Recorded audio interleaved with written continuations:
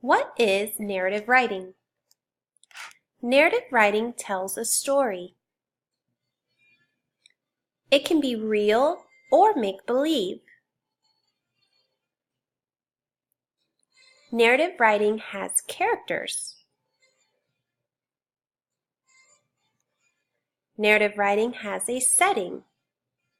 Remember, a setting isn't always just the place, but also when, time of day. It has a beginning, a middle, and an end. Narrative writing has sequential order. We use transition words to let our reader know when is our beginning, middle, and end. Narrative writing wraps up the story with a sense of closure.